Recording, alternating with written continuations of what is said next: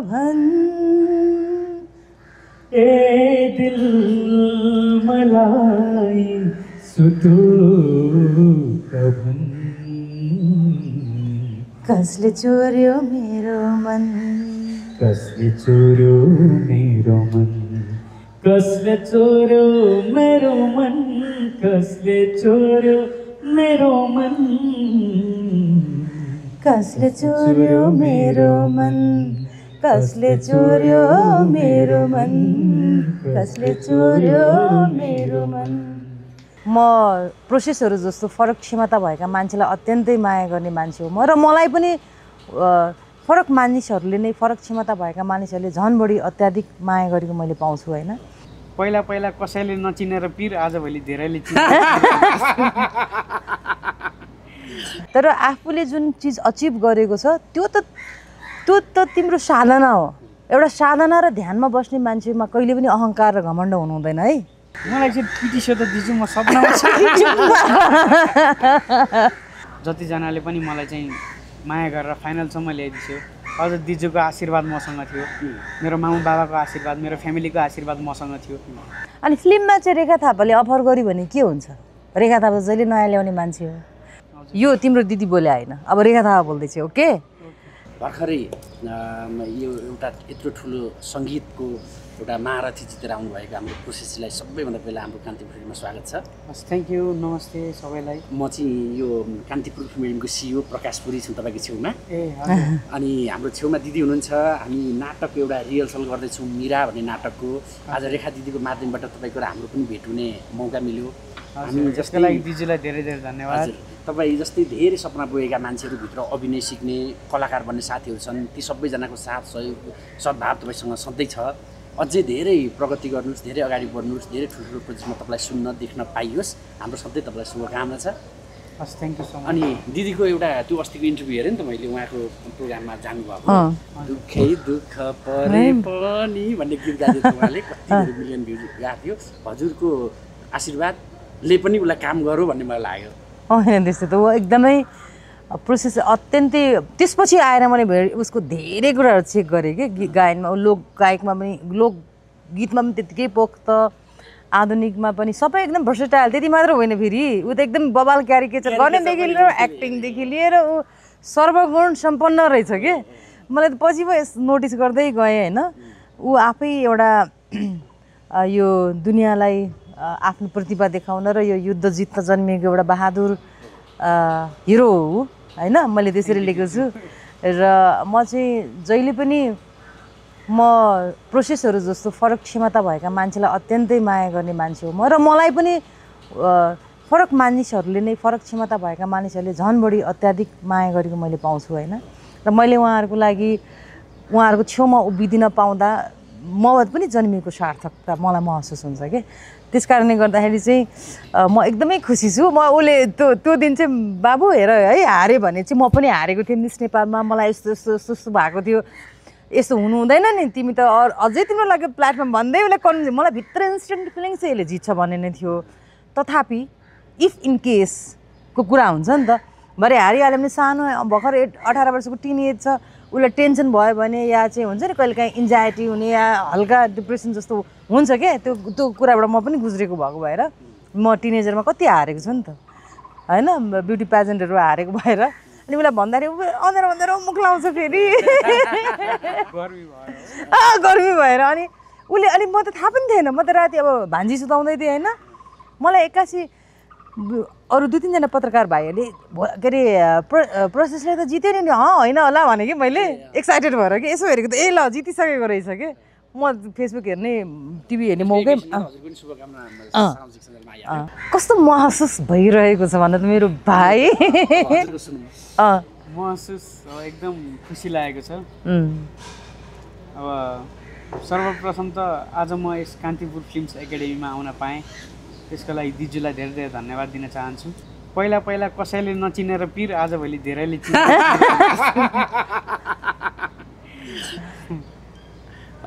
कस्तो अनि कस्तो हुँदो रहेछ प्रोसेस एकदम रातारात सेलिब्रेटी होइन सबैले चिन्ने सबैले यहाँ इन्टरभ्यू आऊ त्यहाँ इन्टरभ्यू आऊ भ्याइ नभ्याइ हुँदा कस्तो खालको महसुस भएर कस्तो फिल भइरहेछ रमाइलो हुँदो रहेछ हो। पहिला पहिला खालि घरमै मात्र एक ठाउँमा थुनिएर बस्ने मान्छे आज धेरै ठाउँमा घुम्न पाइरहेको छु रमाइलो पनि हुँदो रहेछ अनि एक मनले चाहिँ के सोच्दो रहेछ भने ओहो मेरो किन यति धेरै खोजी म त्यो लेभलसम्म पुगेको त छैन म अझै पनि पुग्न बाँकी नै छ त्यो लेभलसम्म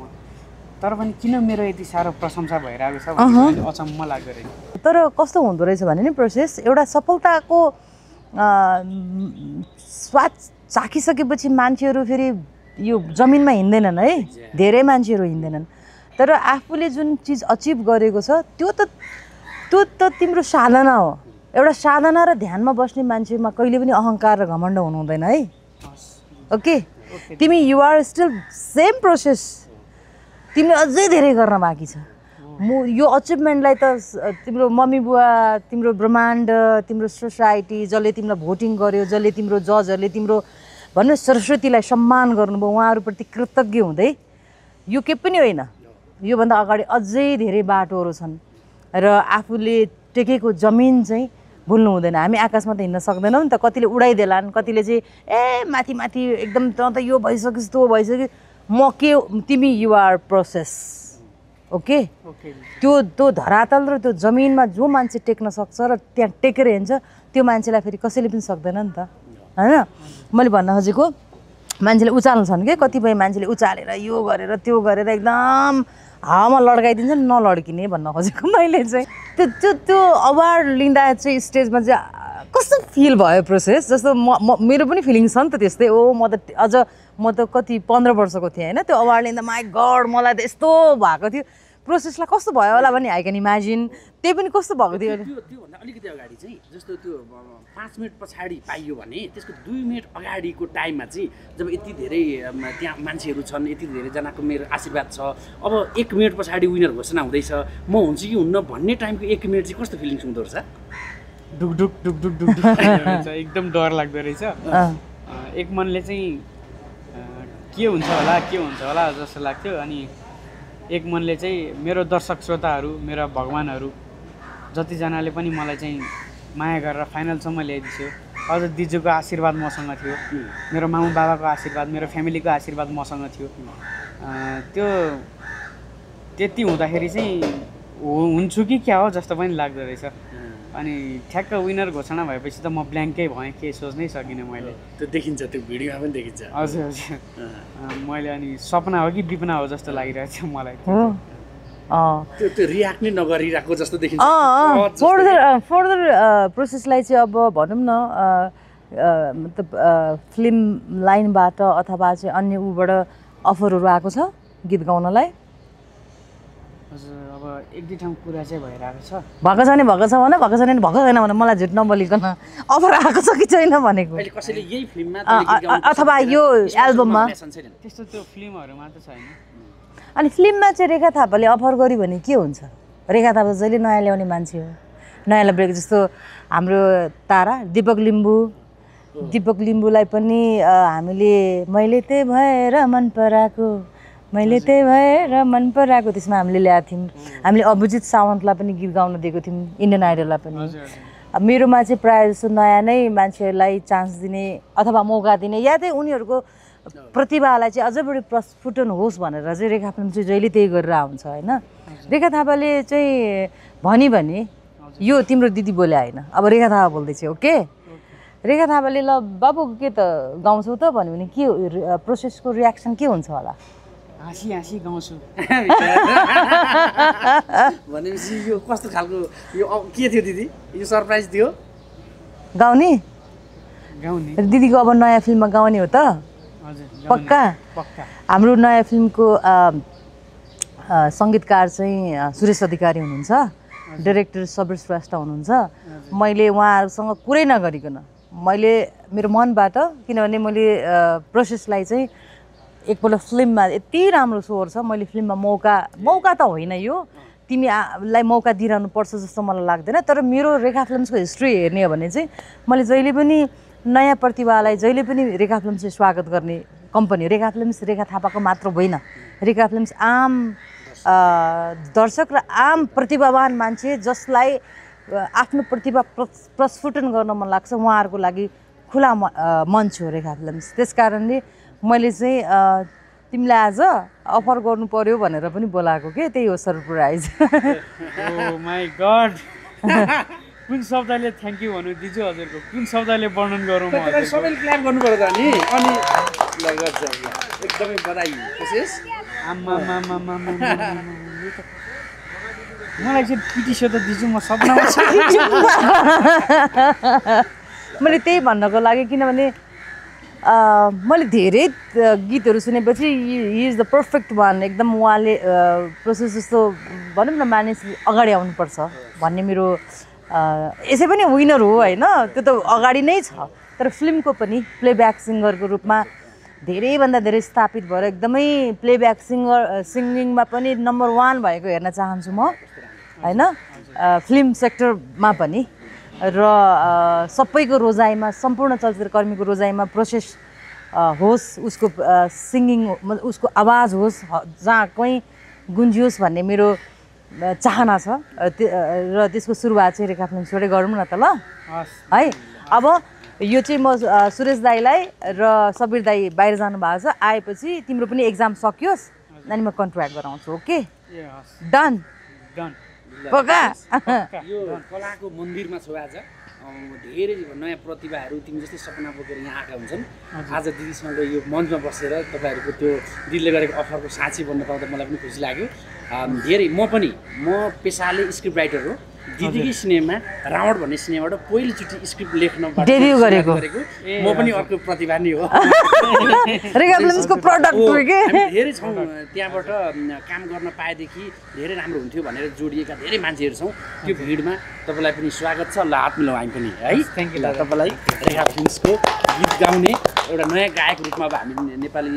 चलचित्र उद्योगले पार्श्व गायकको रूपमा पाउँदैछ तपाईँलाई स्वागत छ हस् थ्याङ्क यू 1 2 3 भन न मलाई लाज लाग्यो 1 2 3 स्टार्ट ए दिल मलाई सुटुक भन ए दिल मलाई सुटुक भन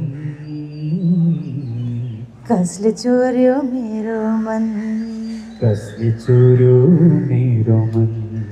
कसले चोर्यो मेरो मन कसले चोर्यो मेरो मन कसले चोर्यो मेरो मन कसले चोर्यो मेरो मन कसले चोर्यो